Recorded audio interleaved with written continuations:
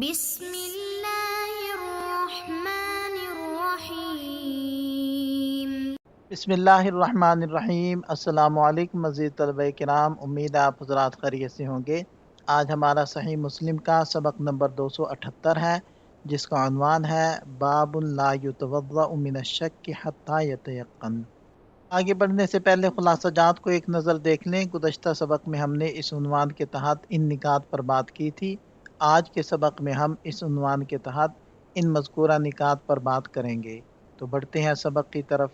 ابي قال وحدثني عمرو الناقد وزهير بن حرب قال وحدثنا ابو بكر بن ابي شيبة جميعا عن ابن عيينة قال عمرو حدثنا سفيان بن عيينة عن الزهري عن سعيد وعباد بن تميم عن عمه شكي الى النبي صلى الله عليه وسلم الرجل يخيل اليه انه يجد الشيء في الصلاة قال لا ينصرف حتى يسمع صوتا او يجد ريحا قال ابو بكر وزهير بن حرب في روايتهما هو عبد الله بن زيد۔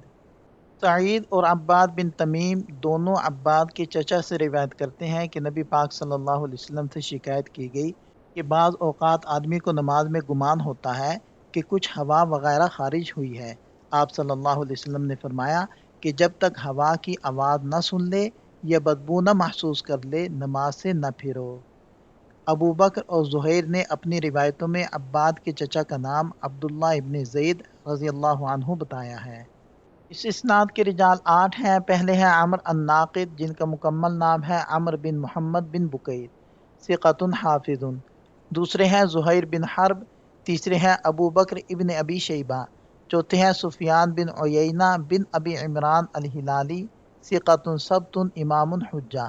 پانچویں ہیں الزہری محمد بن مسلم، اور چھٹے ہیں سعید بن المسیب بن حزن، اور ساتویں ہیں عباد بن تمیم بن غزیہ الانصاری ثقۃ، اور آٹھویں ہیں ان کے چچا حضرت عبداللہ ابن زید بن عاصم بن کعب الانصاری المازنی ابو محمد، مشہور صحابی ہیں۔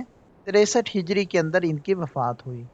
حدیث کی سند میں مذکور سعید سے مراد مشہور تابعی امام سعید بن المسیب رحمہ اللہ ہیں۔ جہاں تک سند کے الفاظ کا تعلق ہے تو شکیہ صیغہ مجہول استعمال ہوا ہے، جس کا مطلب ہے کہ نبی پاک صلی اللہ علیہ وسلم کے سامنے شکایت کی گئی۔ اگرچہ یہاں سائل کا نام صراحت سے ذکر نہیں، مگر صحیح بخاری کی دیگر روایات سے ثابت ہوتا ہے کہ یہ سائل خود اس حدیث کے راوی حضرت عبداللہ ابن زید ہی تھے۔ یہاں کے علمی وہم کی اصلاح ضروری ہے کہ کوئی اسے شکا پڑھ کر یہ نہ سمجھ لے کہ ان کے چچا نے شکایت کی تھی۔ شکایت کسی اور شخص کی تھی، ان کے چچا نے سوال پوچھا تھا۔ حدیث میں لفظ یخیل استعمال ہوا ہے، جس کا مادہ خیال ہے۔ اس سے مراد وہ کیفیت ہے جہاں انسان کو کسی بات کا صرف گمان یا شک ہو جائے۔ لغوی اعتبار سے یہاں ظن سے مراد ہر وہ کیفیت ہے جو یقین کے درجے سے کم ہو، یعنی اگر آپ کو برابر کا شک ہو یا دل کسی ایک طرف مائل بھی ہو، جب تک وہ بات یقین کی حد تک نہ پہنچ جائے اسے خیال ہی تصور کیا جائے گا اور محض اس کی بنیاد پر شرعی حکم تبدیل نہیں ہوگا۔ حدیث کے الفاظ یجد الشیء، اس میں بلاغت اور کنایہ کا بہترین اسلوب پایا جاتا ہے۔ شریعت کا یہ مزاج ہے کہ جب تک ضرورت نہ ہو ایسی اشیاء جن کا نام لینا گراں گزرتا ہے ان کے لیے صریح الفاظ کی بجائے الشیء جیسا مبہم اور لطیف لفظ استعمال کیا جاتا ہے۔ یہ کلام نبوی کا حسن بیان اور حیا کا درس ہے۔ اگرچہ حدیث میں فی الصلاۃ کی قید لگی ہے، لیکن یہ قید صرف اس لیے ہے کہ عموماً ایسے وساوس نماز ہی میں زیادہ پیش آتے ہیں۔ شرعی اعتبار سے یہ ایک عام ضابطہ ہے، یعنی جو چیز نماز کے اندر وضو توڑنے کا سبب ہے وہی نماز سے باہر بھی ناقض وضو ہے۔ لہذا یہ اصول کے محض شک سے وضو نہیں ٹوٹتا، نماز اور غیر نماز دونوں حالتوں کے لیے یکساں طور پر نافذ العمل ہے۔ حدیث کے الفاظ لا ینصرف میں 2 طرح کے اعراب پڑھے جا سکتے ہیں۔ اگر اسے جزم کے ساتھ پڑھا جائے تو یہ نہیں کا صیغہ ہے، یعنی نبی پاک صلی اللہ علیہ وسلم نے شک کی بنیاد پر نماز چھوڑنے سے منع فرمایا ہے، اور اگر اسے رفع کے ساتھ پڑھا جائے تو یہ اس بات کی نفی ہے کہ محض وہم سے وضو نہیں ٹوٹتا۔ مقصد دونوں صورتوں میں یہی ہے کہ جب تک یقین نہ ہو نماز جاری رکھی جائے۔ حدیث میں آواز سننے یا بو محسوس کرنے کا ذکر دراصل یقین حاصل کرنے کے لیے ہے۔ حافظ ابن حجر اور علامہ خطابی رحمہم اللہ فرماتے ہیں کہ حکم کا مدار صرف ان دو چیزوں پر نہیں ہے، بلکہ اصل مقصد حدث کا پختہ یقین ہونا ہے۔ اگر کسی اور ذریعے سے بھی 100% یقین ہو جائے تو وضو ٹوٹ جائے گا، کیونکہ شرعی قاعدہ لفظ کی بجائے اس کے معنی اور مقصد پر چلتا ہے۔ امام نووی رحمہ اللہ اس حدیث کے بارے میں فرماتے ہیں کہ یہ اسلام کے اس عظیم الشان قاعدے کی بنیاد ہے کہ اشیاء اپنی اصل پر برقرار رہتی ہیں جب تک کہ ان کے بدلنے کا یقین نہ ہو جائے۔ یعنی اگر آپ باوضو تھے تو آپ باوضو ہی مانے جائیں گے، اور بعد میں آنے والا کوئی بھی شک اس یقینی حالت کو نقصان نہیں پہنچائے گا۔ جمہور علماء کا اسی پر عمل ہے۔ شرح سنہ میں ایک اہم وضاحت ملتی ہے کہ آواز سننا یا بو محسوس کرنا کوئی ایسی شرط نہیں جس کے بغیر وضو نہ ٹوٹے۔ مثال کے طور پر اگر کوئی شخص بہرا ہو یا اس کے سونگھنے کی حس ختم ہو چکی ہو، تب بھی اگر اسے کسی دوسرے طریقے سے وضو ٹوٹنے کا یقین ہو جائے تو اس کی طہارت ختم ہو جائے گی۔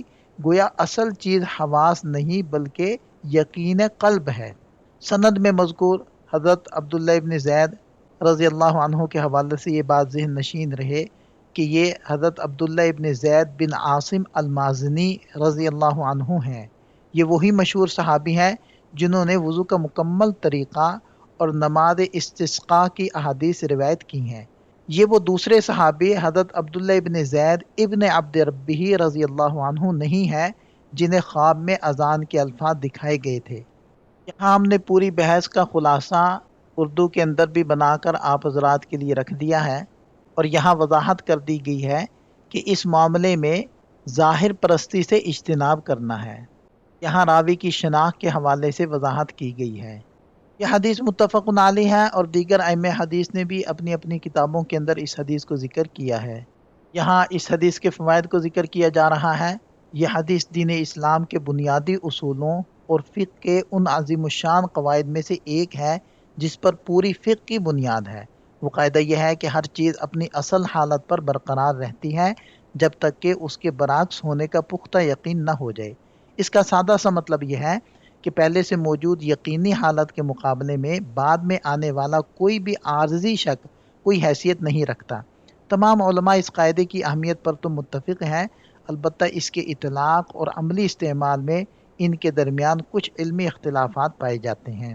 اس قاعدے کی بہترین مثال یہی زیر بحث مسئلہ ہے جس پر یہ حدیث دلالت کرتی ہے، یعنی اگر کسی شخص کو یہ یقین ہو کہ اس نے وضو کیا تھا لیکن پھر اسے یہ شک ہو جائے کہ شاید وضو ٹوٹ گیا ہے، تو ایسی صورت میں وہ باوضو ہی مانا جائے گا۔ جمہور فقہا کے نزدیک اس میں کوئی فرق نہیں پڑتا کہ یہ شک نماز کے دوران ہوا ہے یا نماز سے باہر۔ ہر حال میں وہ شخص پاک ہی تصور کیا جائے گا اور اسے دوبارہ وضو کرنے کی ضرورت نہیں ہوگی۔ جمہور کے برعکس اس مسئلے میں امام مالک رحمۃ اللہ علیہ سے مختلف روایات منقول ہیں۔ ان کی ایک روایت یہ ہے کہ اگر شک نماز سے باہر ہوا ہے تو وضو کرنا لازم ہے، لیکن اگر نماز شروع کرنے کے بعد شک ہوا ہے تو پھر وضو ضروری نہیں۔ یہی قول حضرت حسن بصری رحمہ اللہ سے بھی منسوب ہے۔ امام مالک رحمہ اللہ کی دوسری روایت یہ ہے کہ شک کی صورت میں ہر حال میں وضو کرنا واجب ہے، چاہے انسان نماز میں ہو یا باہر۔ یہ موقف شافعی فقہا کے ہاں بھی ایک منفرد اور غیر مشہور رائے کے طور پر ملتا ہے۔ البتہ امام مالک رحمہ اللہ سے ایک تیسری روایت وہ ہے جو جمہور فقہا کے مطابق ہے، یعنی یہ کہ محض شک سے وضو نہیں ٹوٹتا۔ ابن بطال اور دیگر محققین نے اسی کو ان کا صحیح موقف قرار دیا ہے۔ پوری بحث کا خلاصہ یہ ہے کہ اصل مدار یقین پر ہے۔ جب تک بے وضو ہونے کا ویسا ہی پختہ یقین نہ ہو جائے جیسا وضو کرنے کا تھا، تب تک انسان شرعی طور پر پاک ہی رہے گا۔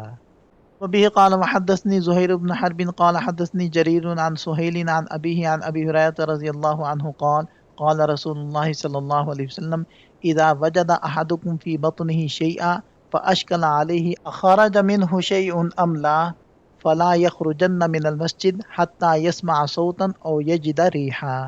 حضرت ابو ہریرہ رضی اللہ عنہ فرماتے ہیں کہ نبی پاک صلی اللہ علیہ وسلم نے فرمایا، جب تم میں سے کسی کو اپنے پیٹ میں مروڑ محسوس ہو اور معاملہ اس پر مشکوک ہو جائے کہ آیا کچھ ریح نکلی ہوگی یا نہیں، تو ہرگز مسجد سے نہ نکلے یہاں تک کہ آواز سن لے یا بو محسوس کرے۔ اس اسناد کے رجال 5 ہیں۔ پہلے ہیں جریر بن عبد الحمید بن قرط الضبی ثقۃ، دوسرے ہیں سہیل بن ابی صالح السمان ثقۃ، تیسرے ہیں ان کے والد گرامی ذکوان السمان الزیات ثقۃ ثبت، اور چوتھے ہیں حضرت ابو ہریرہ رضی اللہ عنہ۔ یہاں اس اسناد کے لطائف کو ذکر کیا جا رہا ہے۔ یہ امام مسلم رحمۃ اللہ علیہ کی خماسیات میں سے ہے، اور اس میں تحدیث، عنعنہ اور قول تینوں طرح کے صیغے موجود ہیں۔ اس کے رجال سے ستہ کے رجال ہیں، اور اس میں ابن اپنے والد سے روایت کر رہے ہیں، اور اس میں صحابی حضرت ابو ہریرہ رضی اللہ عنہ ہیں جو اپنے زمانے کے سب سے بڑے راوی الحدیث تھے۔ امام مسلم رحمۃ اللہ علیہ اس حدیث کو روایت کرنے میں متفرد ہیں، اور دیگر ائمہ حدیث نے بھی اپنی اپنی کتابوں کے اندر اس حدیث کو ذکر کیا ہے۔ یہاں ان احادیث سے حاصل ہونے والے چند فوائد کو ذکر کیا جا رہا ہے۔ ہمارا سبق مکمل ہو جاتا ہے، ایک نظر خلاصے کو دیکھ لیں۔ یہ سبق سے متعلق چند سوالات ہیں، ان کے جواب تحریر کریں۔ ملتے ہیں نئے سبق کے ساتھ۔ اللہ تعالیٰ ہم سب کا حامی و ناصر ہو۔ دعاؤں میں یاد رکھیے گا۔ السلام علیکم۔